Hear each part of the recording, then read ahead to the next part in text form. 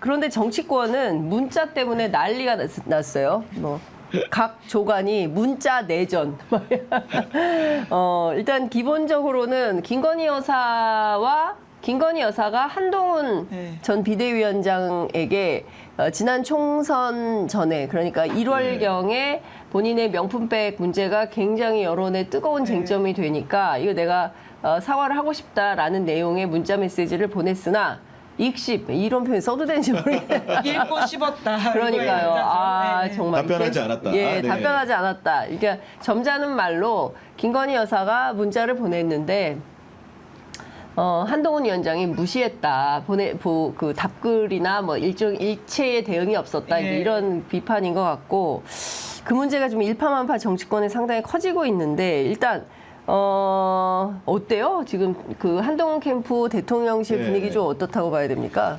일단 뭐 그 양측이 후보들 사이에서 진흙탕 싸움이 벌어졌고요. 네. 대통령실 같은 경우에 사태의 파장이 커지니까 일단은 어제 입장을 좀 내놨습니다. 대통령실은 이 문제와 관련해서 전에도 그렇고 앞으로도 그렇고 개입한 적도 없고 개입하지 않겠다는 취지의 내용을 내놓기는 했는데 네. 후보들 간의 설전은 좀처럼 사그라들질 않는 상황입니다. 심지어는 어제 원희룡 후보가 네. 그 유난 갈등 2차 파동이라고 할 수 있죠. 비례대표 네. 공천 문제를 다퉜는데 그 문제까지 거론을 하면서 한동훈 후보가 뭔가 가족들과 상의를 해서 마치 공천한 의혹이 있는 것처럼 추후에 그런 내용이 있어서 밝힐 것처럼 얘기를 해놨기 때문에 네. 1차 갈등이라는 것은 김건희 여사의 사과를 둘러싼 갈등이었고 그 문제가 문자회를 통해 폭발이 됐는데 네. 이어서 2차 파동까지 거론을 하면서 직격을 하는 바람에 게다가 한동훈 후보는 그 부분에 대해서는 정말로 사실이 아니라고 하면서 네. 캠프에서 법적 대응까지도 불사하겠다는 입장이거든요. 가면 갈수록 점입 가경이고 진흙탕 싸움이다 이렇게 볼 수 있을 것 같습니다. 네, 다 오늘 뭐 조간신문이 전체 전 언론이 진보 보수 가리지 않고 전부 진흙탕 싸움으로 썼는데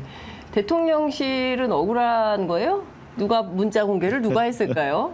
네, 문자 공개를 누가 했는지가 사실 그렇게 중요한 일인가라는 생각이 네. 들어요. 결국 본질은 권력 내부, 그러니까 보기로는 권력 내부의 갈등이긴 하지만 결국은 핵심은 김건희 여사의 영향력이 드러났다. 김건희 여사가 얼마나 국정 운영에 영향을 미치고 있는지 드러났다라고 하는 지점이거든요. 그걸 좀 집중적으로 봐야 될 필요가 있는 것 같습니다. 네. 선거 당시에 그러니까 한창 공천과 관련된 이야기가 나오던 예민한 시기에 대통령의 영부인과 그리고는 집권 여당의 비대위원장이 문자를 주고받았다. 물론 네. 받기만 하고 주진 않았다라고 하고 있지만요. 이런 상황들을 봤을 경우에 그것이 얼마나 부적절한지를 좀 이야기해야 되지 않나라는 생각이 들고요. 그러니까 얘를 입장 바꿔서 2020년에 더불어민주당이 여당일 때 김정숙 여사가 이해찬 당시 더불어민주당 대표에게 이런 문자를 보냈다라고 생각한다면 단순히 이것을 권력 내부 갈등과 게임으로만 이야기할 수 있는 것이냐라는 생각이 들긴 합니다. 그러니까요. 근데 지금 하여튼 총론으로 말씀을 좀 드리자면 여당 전당대회가 정말 그 진흙탕 싸움도 진흙탕 싸움이지만 정말 여러 갈래로 분석을 해보고 진단을 네. 해보고 이대로 대한민국 보수정당 괜찮은 건지 이게 다 따져봐야 되는 여러 가지의 갈래 문제들이 좀 중첩되어 있다 이렇게 볼 수 있을 것 같은데요. 좀 하나하나 좀 짚어볼 문제가 일단 첫 번째로 김건희 여사가 전면에 등장한 거 아닙니까? 그러니까 그동안 이렇게 여당 전당대회에 대통령 부인이 이렇게 전면으로 등장해서 문제의 쟁점이 됐던 적이 있었어요? 그러니까 전례가 없는 일 같고요. 예. 특히나 당 대표를 뽑는 선거에 예. 전당대회 과정에 영분이 예. 등장한 것은 아마도 사상 초유라고 해도 제 기억이 맞다면 예. 굉장히 이렇게 할 수 있는 얘기 같고 예. 더군다나 그 내용인 즉슨 뭐냐면 총선 기간에 총선 캠페인을 두고 벌어진 일입니다. 그렇습니다. 무슨 얘기냐면은 김건희 여사의 명품백 의혹이 불거졌고 그런 상황에서 내가 사과를 해야 마느냐의 문제를 자신의 남편 윤석열 대통령뿐 아니고 공당의 대표라고 할 대표격이었던 여당의 비대위원장을 상대로 문자를 보내고 그에 대한 답변을 듣고 싶었던 거거든요. 네. 근데 영부인은 아다시피 대통령은 국정 운영의 공식적인 중추고 그렇습니다. 선출된 권력이기 때문에 그런 권한이 있지만 영부인 같은 경우에는 철저하게 사인입니다. 그렇습니다. 그 사인이 본인의 거취가 아무리 공적인 사항과 연결돼 있더라도 예. 공당의 대표와 상의하려면은 공식적인 개선을 밟아서 물어보는 게 순리겠죠. 근데 아무리 사적인 친분 관계가 있다고 하더라도 문자를 통해서 뭔가 입장을 들어보고자 하는 시도 자체가 네. 굉장히 어떻게 보면은 좋지 않게 보이는데 그것도 한 차례 있었던 것이 아니고 네. 그 시점 즈음에 5차례나 문자를 보냈다는. 주고받는 형식으로 답변을 듣고자 했다라는 것 자체가 네. 굉장히 그 김건희 여사 국정 전면에 등장하는 일을 했었구나라는 것들을 굉장히 네. 의심할 만하게 되는 것이고 과연 한동훈 후보에게만 그쳤겠느냐라는 의심까지도 야당에서 하고 있는 것 같습니다. 네, 그러니까요. 이제 지금 말씀 주신 대로 그 공식 개선에 있지 않은 김건희 여사가 한동훈 위원장한테 직접 문자를 5번이나 보냈다는 거고, 그러니까 직거래를 한 거예요. 솔직히 말하면. 당연히에요. 당근이에요. 네, 직접 문자를 네. 보내가지고 내가 이러면 좋겠냐 저러면 좋겠냐 의논을 했다는 거고 네. 여기에 대통령은 빠져 있는 거 아니겠습니까? 근데 한동훈 위원장의 주장은 당시에 사과가 필요하다라는 말을 했었고 대통령실의 공식 라인을 통해서 계속 얘기를 했던 거고 김건희 여사가 나한테 보낸 건 사적 라인으로 그냥 보낸 거다. 근데 사적 라인으로 어떻게 공적인 관계를 처리하느냐 뭐 이런 게 핵심인 것 같아요. 네, 네, 사실 그러니까 지금 이 상황 자체에 대해서 이제 보도하는 언론들이 유난 갈등 3차다 이런 식의 이야기를 많이 하고 있습니다. 네. 그러니까 총선 때 이제 불거졌던 두 번째 갈등, 2차례 갈등, 그리고 이번이 3차례다라고 하는 건데요. 그 잘못된 장면이라고 생각합니다. 이것은 김한 갈등이죠. 예. 유난 갈등이라고 부르는 거는 이게 사안의 본질을 못 보고 있다. 그러니까 오늘 동아일보에 굉장히 재밌는 이제 한동훈 측 후보의 의원 멘트가 나와 있는데요. 누가 죽는지 보자. V1, 그러니까. V2가 문자 공개를 오케이 했다면 선 넘은 거다라고 그렇죠. 했는데요. 이 잘못된 멘트입니다. V2를 김건희 여사라고 표시했던데 아. V0라고 보통 용산에서 많이들 이야기하고 있지 않습니까? 네. 이번 사안에서도 사실 김건희 여사가 오케이 하지 않았다면 나올 수 없는 이야기들이 맞습니다. 일파만파되고 있다라고 하는 건데요. 결국은 이 권력의 건부의 가장 중심에 있는 사람이 김건희 여사다라고 하는 의심들이 굉장히 많았거든요. 그렇습니다. 스스로 이것을 폭로하면서 예. 결국은 여권 내 자중질환, 결국은 윤 그리고는 한이 공멸하는 길로 가는 게 아닌가라는 걱정이 지금 보수 정당 안에서도 있고요.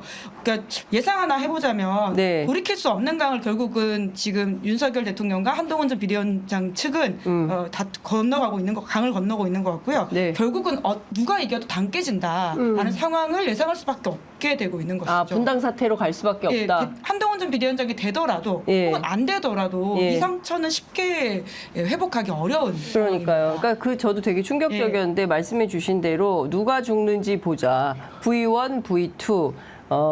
그리고 이제 두 사람이 문자 공개를 이제 오케이 했다면 이것은 선을 넘는 것이다. 그러니까 네. 죽기 살기로 싸우겠다는 선전포고예요.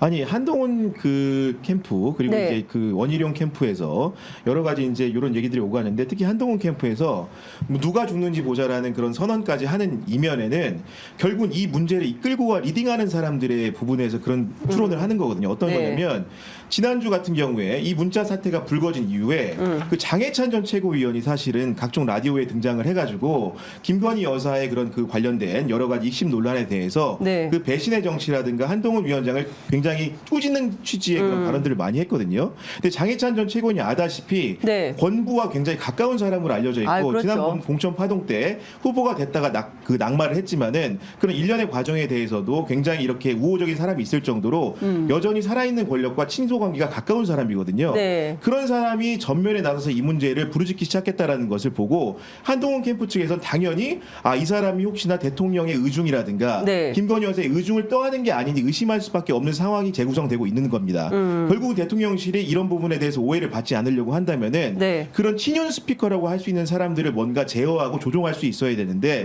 그런 리밋 라인이 보이지 않다 보니까 한동훈 캠프는 그걸 누가 죽나 보자라는 식의 논전으로까지밖에 얘기할 수 없는 네. 상황에 이르렀다고 봅니다. 그러니까요. 그러니까 지금 몇 가지 좀 수정을 해야 되는데 일단은 윤한 갈등이 아니라 김한 갈등이다. 네, 그리고 사실은 이게 분당 사태로 가는 수순이다.